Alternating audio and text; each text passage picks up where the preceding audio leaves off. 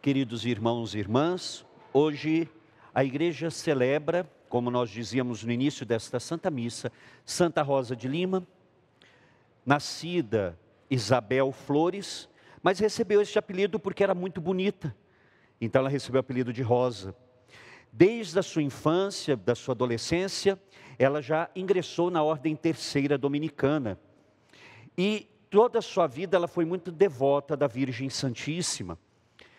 Morreu muito jovem, com 32 anos, dedicou boa parte da sua vida a socorrer os mais necessitados e foi a primeira santa canonizada na América Latina.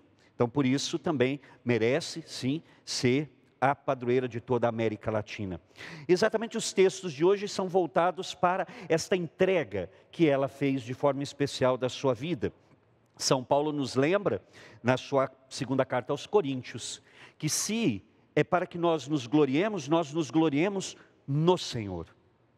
E aqui foi exatamente, Santa Rosa compreendeu bem isso, toda a sua vida foi voltada para o Senhor. O que é? Paulo vai nos lembrar, né? Que nós temos o soldado que se gloria da sua coragem, o sábio da sua sabedoria, e o rico das suas riquezas. E Paulo fala, mas tudo isso passa, tudo isso acaba. O que realmente fica é o Senhor, e por isso nós devemos nos gloriar no Senhor.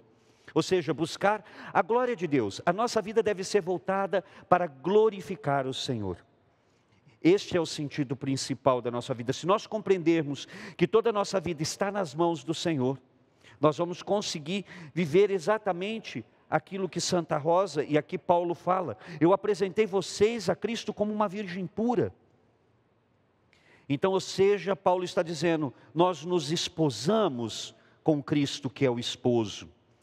E aí Paulo vai nos lembrar que somente é aprovado aquele que o Senhor recomenda, e não aquele que recomenda a si mesmo. Então São Paulo nos lembra de algo muito importante, que é exatamente oposto daquilo que o mundo nos ensina. O mundo nos ensina o que nós devemos pisar nos outros, que eu tenho que mostrar que eu sou mais forte, que eu sou mais importante, que eu sou o primeiro. E quando nós caímos nessa ilusão do mundo, nós nos distanciamos de Deus, e não tem como, não tem como. Então por isso que Paulo nos lembra que é importante que toda a glória da nossa vida seja dada ao Senhor. Se nós estamos buscando a glória para nós, já nos perdemos no caminho.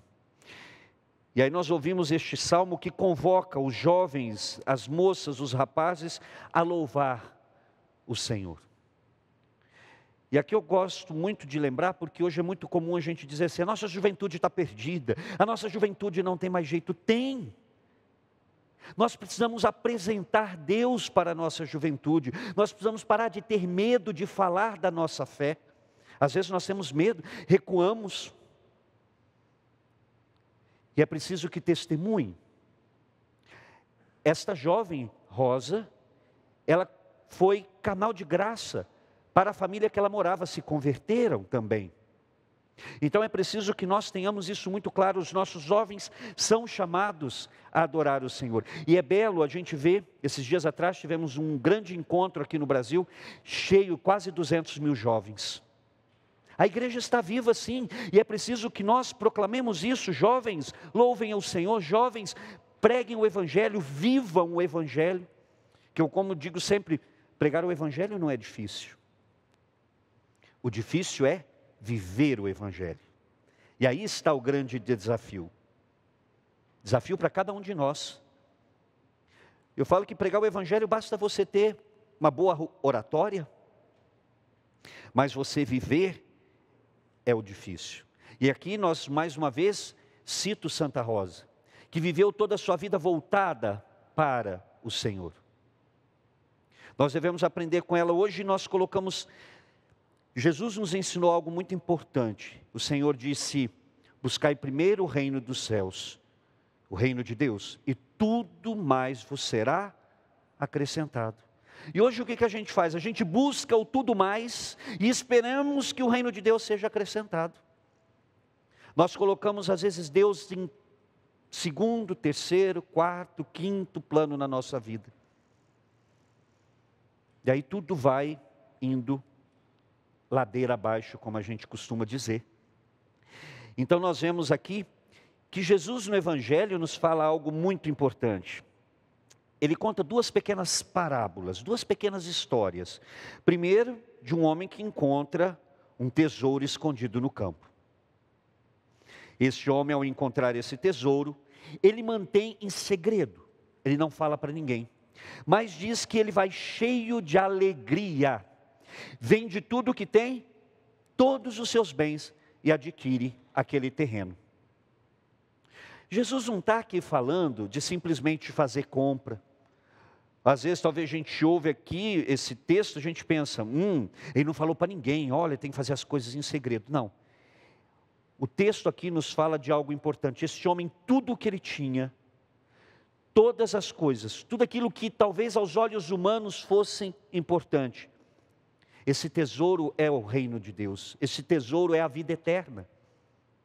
Que nós devemos, irmãos e irmãs, lutar com todas as nossas forças para alcançarmos a vida eterna. A vida eterna foi nos conquistada pelo sangue de Jesus derramado na cruz. São Pedro nos lembra, não pelo preço de ouro e prata fostes resgatados, mas pelo preciosíssimo sangue de nosso Senhor Jesus Cristo. Então nós celebramos em cada Santa Missa esse mistério da nossa fé, paixão, morte e ressurreição do Senhor. Então nós devemos realmente, este campo aqui que tem este tesouro, é o reino dos céus, que nós devemos buscar, com toda a nossa força viver. Da mesma forma ele conta uma outra pequena parábola. O reino dos céus também é como um comprador que procura pérolas preciosas. Quando encontra uma pérola de grande valor, ele vai, vende todos os seus bens e compra aquela pérola. É a mesma intenção daquela primeira. Esta pérola preciosa, imagine só, se você encontrasse hoje uma pérola preciosa, se você encontrasse essa pérola de grande valor, se você encontrasse um tesouro num terreno, você não faria também de tudo para adquirir aquilo? Então, aqui o Senhor está nos dizendo, vale a pena abrir mão das coisas por causa de Deus. Às vezes nós queremos um cristianismo que não exige nada da gente, um cristianismo que não me pede nada, um cristianismo... Não, o Senhor falou, quem quiser me seguir, Ele não obrigou ninguém, se quiser me seguir, renuncie a si mesmo, tome sua cruz e me siga. A coisa mais difícil é renunciar, porque nós temos a tendência de querer sempre que a nossa vontade seja feita. Então a primeira coisa para seguir o Senhor é renunciar ao pensamento mundano, renunciar ao pensamento segundo as coisas do mundo, e não, às vezes nós renunciamos ao pensamento de Deus, e acabamos seguindo o mundo, e aqui exatamente o oposto, nós devemos abandonar as coisas, renunciar a si mesmo, diz o Senhor. Tomar a cruz aqui, gente, é sinônimo, não é de sofrimento, o cristão não gosta de sofrer não é isso não. Não é masoquismo, mas o sofrimento muitas vezes nos purifica. Mas, em primeiro lugar, esta cruz são as exigências próprias do cristianismo. E aí sim nós vamos seguir o Senhor. Então, para eu seguir o Senhor, para que eu não desista no meio do caminho, eu preciso, em primeiro lugar, estar preparado para renunciar àquilo que é pedra de tropeço em minha vida e que me afasta do Senhor. Se eu não estiver preparado para isso, é melhor nem iniciar o caminho, o Senhor está dizendo no fundo. Então o Senhor nos convida a que nós possamos realmente ter esta coragem, por um bem maior, que é o reino dos céus, que nós abramos mão de qualquer coisa, para que nós possamos conquistar este reino, assim como fez Santa Rosa, que nós aprendamos com ela, e peçamos de forma especial a intercessão da Virgem Santíssima, que ela possa, na sua infinita misericórdia, na infinita misericórdia do Pai, que Ele possa acolher a intercessão da Virgem Santíssima, que ela peça por nós, por toda a nossa família, por todas as nossas situações particulares. Louvado seja nosso Senhor Jesus Cristo.